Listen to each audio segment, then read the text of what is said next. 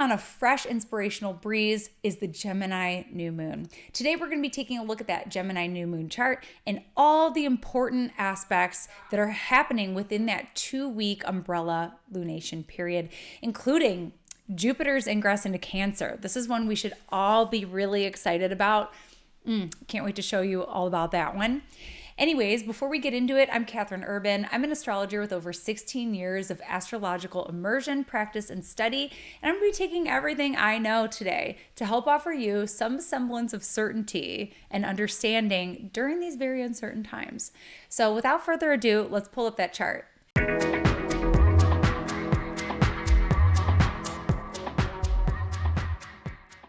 All right, in perfect Gemini style, we've got quite the sample platter today. We've got a lot to get through, so I'm going to try to move quickly, just like our ruling planet Mercury here.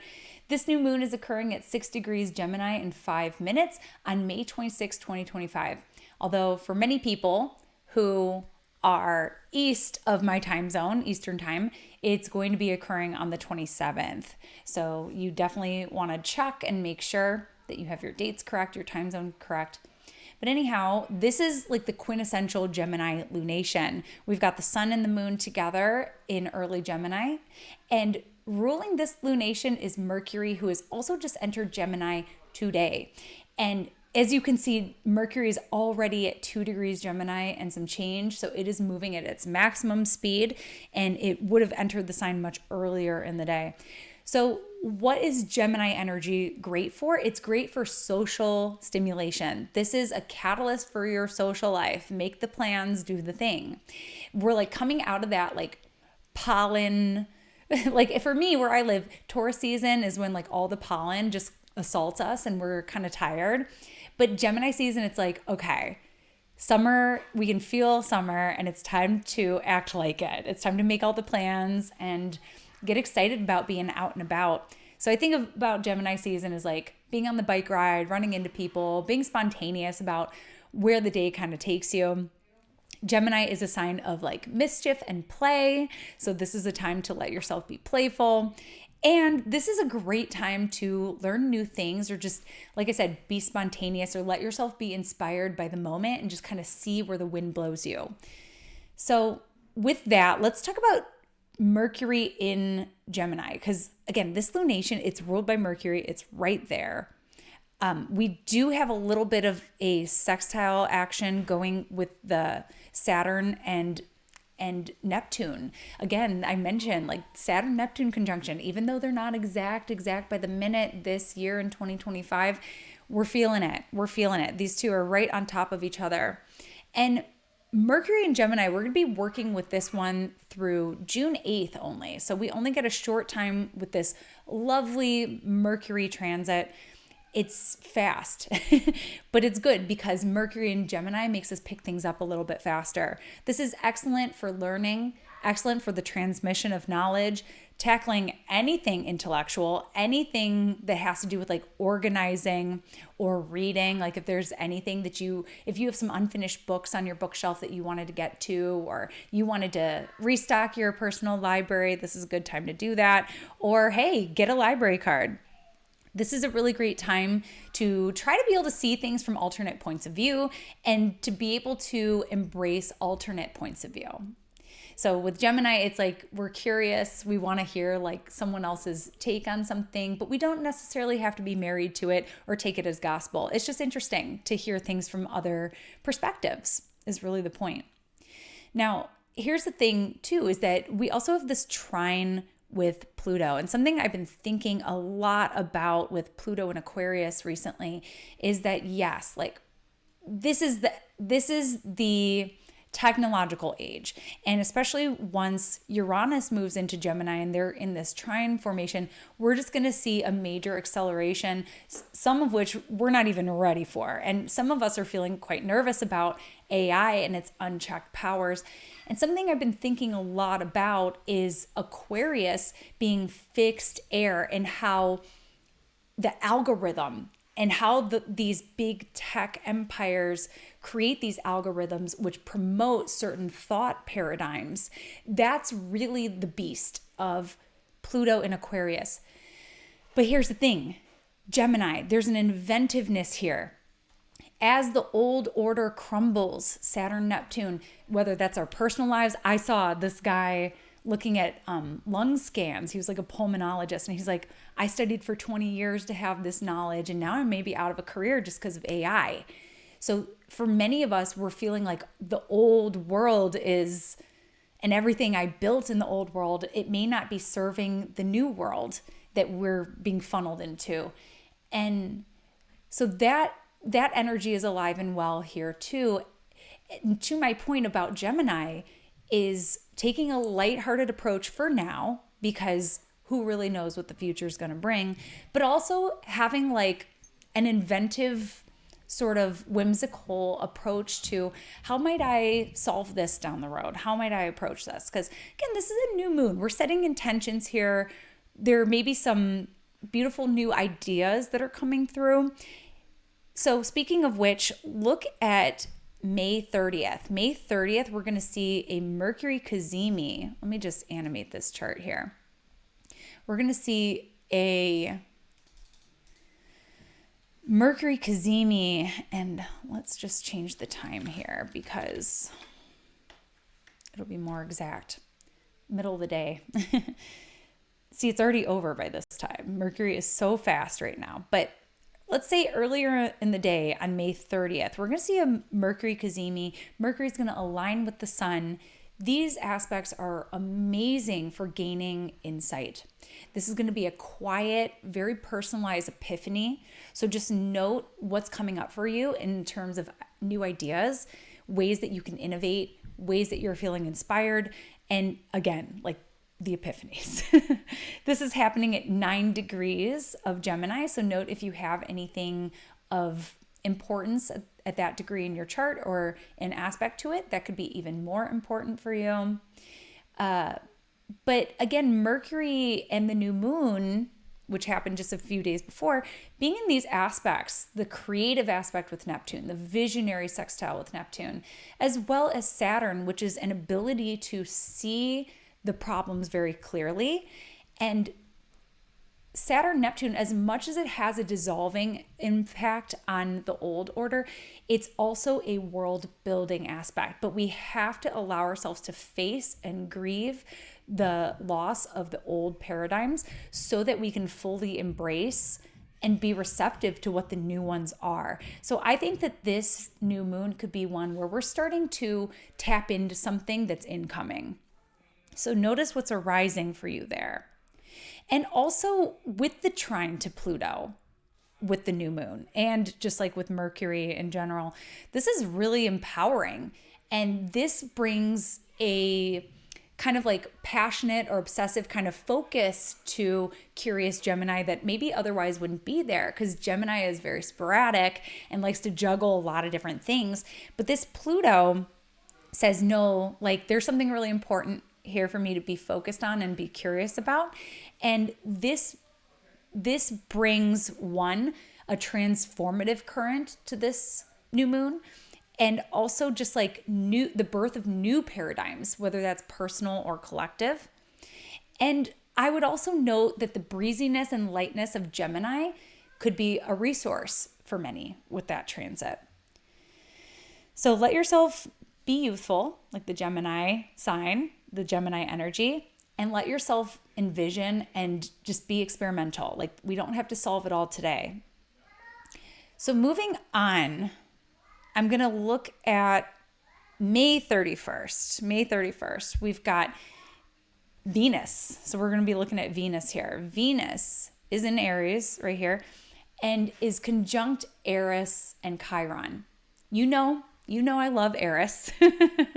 I always like to talk about Eris because Eris is the planet, well, planet is debatable, but the entity which arises when there is not adequate representation, when there is systemic oppression, and also when voices and human rights are being overpowered.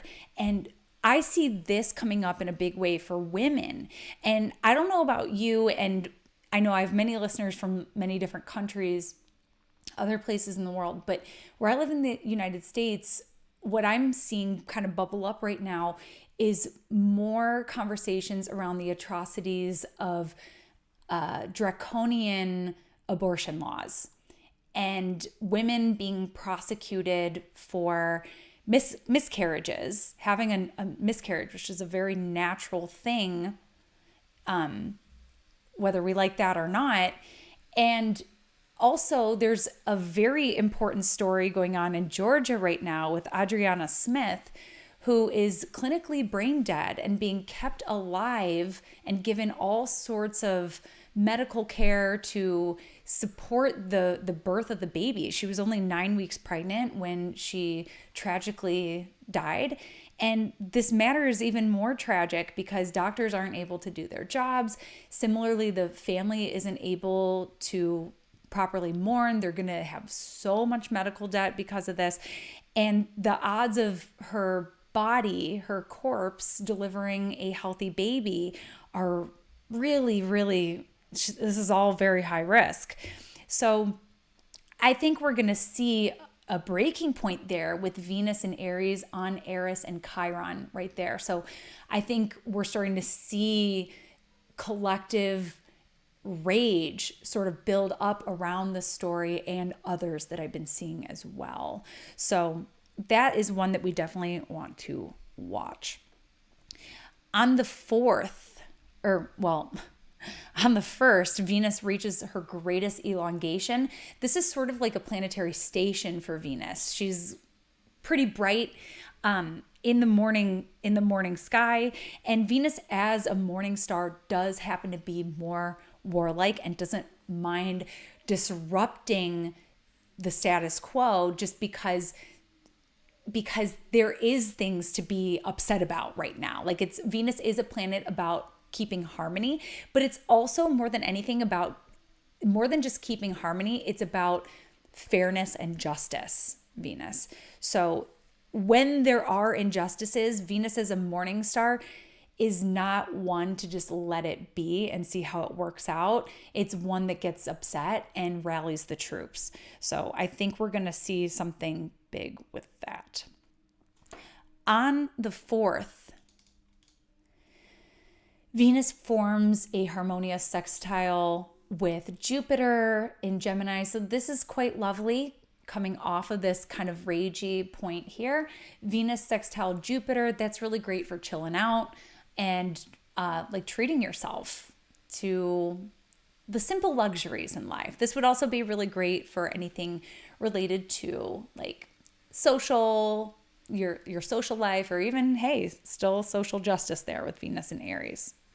So do something sweet on this day for sure. Definitely tap into that. We love when the two benefics get together. Moving along, let's talk about Mercury. I love when this happens. The planets are like doing their own thing in their own little chunks. So let's talk about Mercury, and then we're going to come back to Venus. So on the 5th, Mercury forms a very helpful sextile with Mars.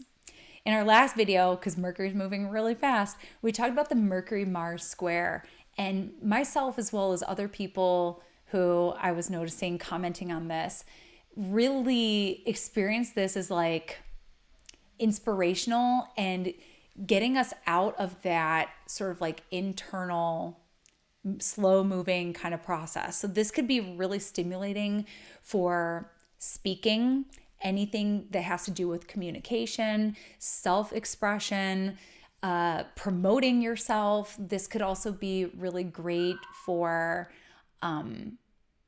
like any kind of self-promotion or sharing, because Mars is in Leo, so we want to be seen during this time. So this is also another like social stimulant, but also really inspirational just intellectually. So this is going to be very energizing intellectually here. So that is really great too, coming off of that cazimi. So Mercury here is also in a square with the lunar nodes. This is offering us a choice in perspective. We've been working with Jupiter square the nodes as well. We've been making choices as far as like right and wrong, like where we want to take a stand on that, how we want to be in alignment with like giving and receiving, for example. Mercury here is offering us a choice. And I think that this is so powerful because this really activates what the nodes are offering for us. Pisces, which is like chill out, go with the flow, trust in the divine flow, trust that things are just going to work out the way that they're meant to, versus Virgo, which is like, no, get in front of it, have a plan, do your research, do your measurements, like think it out.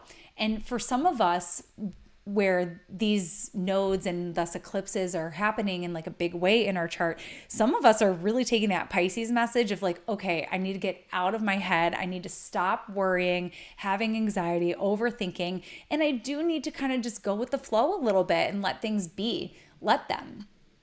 Conversely, some people are having more of the Virgo experience of like, all right, I got to get out of that Pisces lethargy and like apathy that can happen sometimes with that sign. And I need to be more proactive. And instead of worrying so much, I need to just like, do the research so that I don't worry. So there's different ways that that's showing up for people. But if you're one of those people where that axis has been talking to you and saying like, okay, it's time to make a pivot, it's time to make an adjustment, this is a moment for you to renegotiate within yourself. Okay, so we can leave some patterns behind and embrace new ones here. So choose which details matter, okay? Moving along to the 8th, June 8th, Mercury is going to make that exact alignment with Jupiter. We're still sort of retaining that square, but this is just beautiful. I love a good Mercury-Jupiter aspect. This is an amazing aspect for being outspoken, speaking your mind, speaking your truth. If you need to be like embodying confidence or the ability to like inspire and convince, this would be a really great energy for you to tap into. It is at 29 degrees Gemini. So there's an urgency here. There's an extreme thing. So I think we're going to see some blabbermouth energy, some people just like full blown, not censoring themselves. It's going to be messy on the timeline with this, but it's also going to be very inspirational, I think. And this can be a wonderful aspect for learning, anything with education, anything with gathering perspective, getting sort of like a macro view on a matter. This is really wonderful for that. Okay, moving on to Venus. So back to Venus, we're looking at the 6th. I'm going to go back to the 6th. I'm going to backtrack to Venus. Venus enters Taurus on June 6th.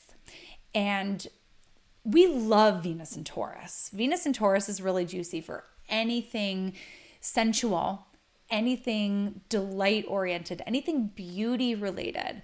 This is a fixed earth sign. So Venus here excels at her ability to drop us into the present moment, to be more present in our relationships, to be more present as we chew our food, to be more present when we're outside looking around, just appreciating all the abundance of beauty in our world.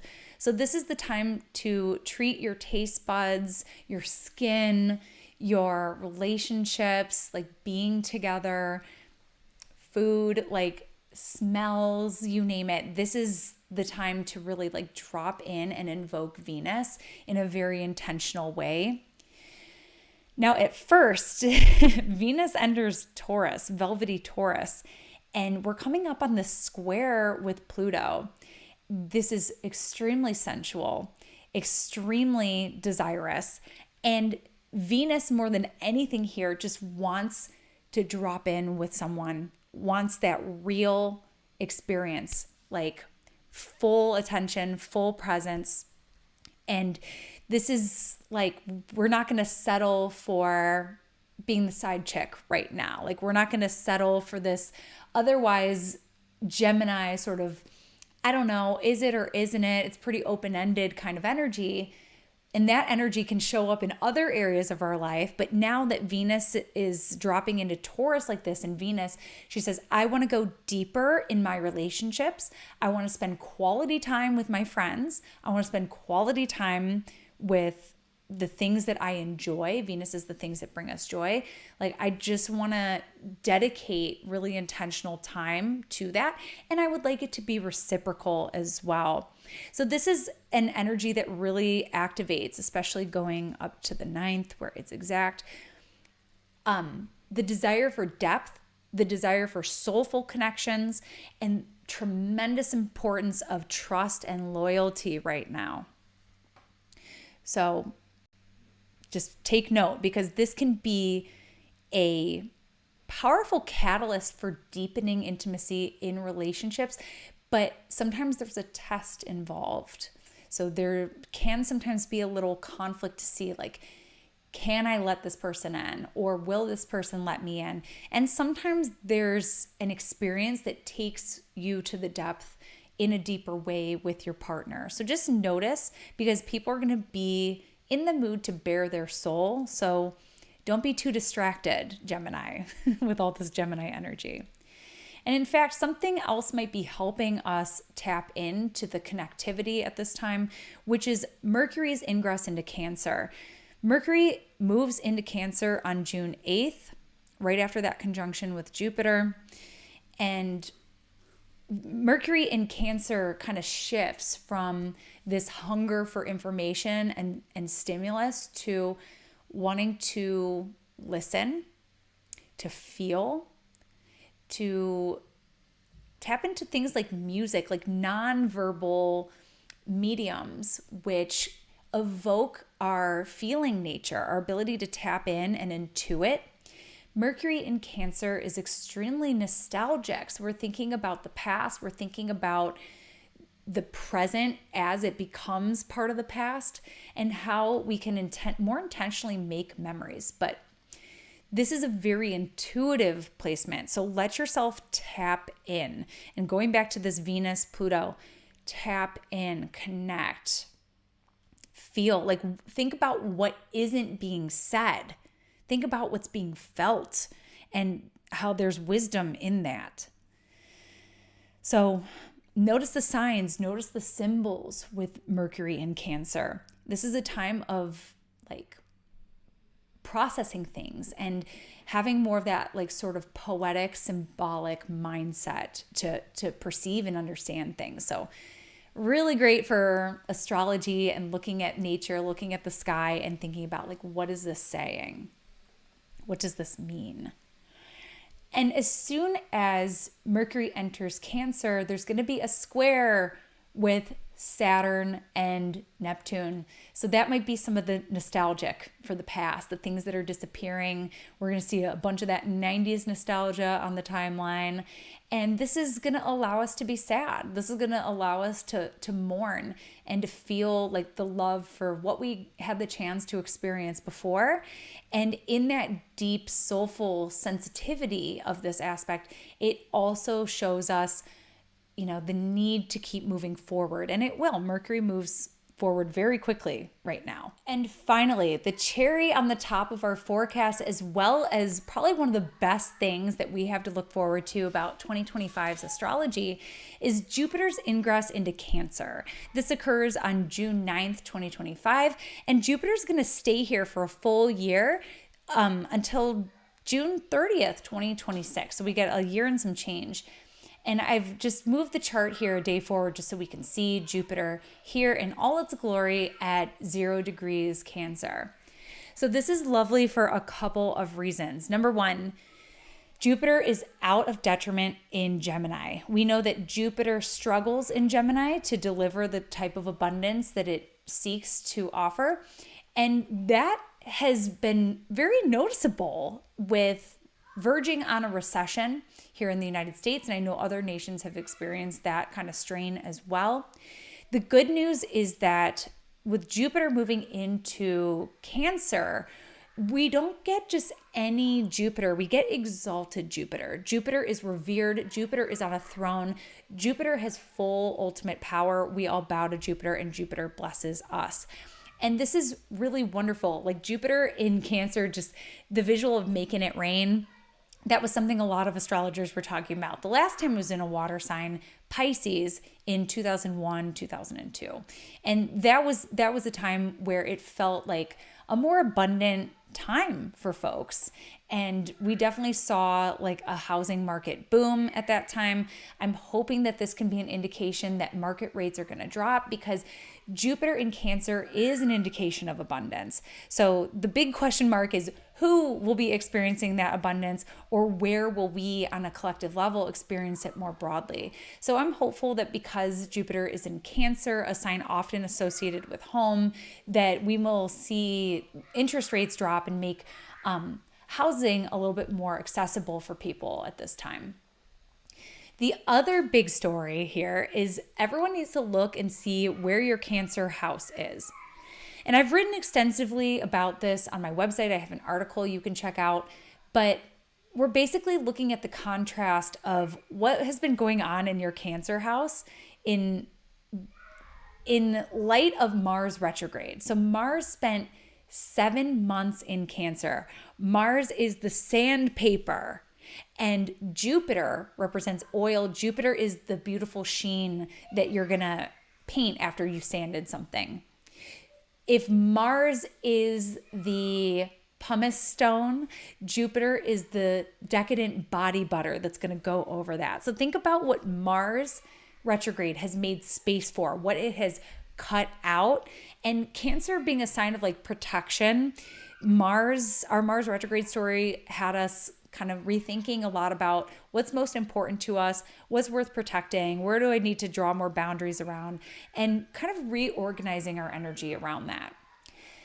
So in drawing those boundaries, in sharpening your focus on what is most important to you, what you are getting lit up about, Jupiter then has more opportunity to come in and bless.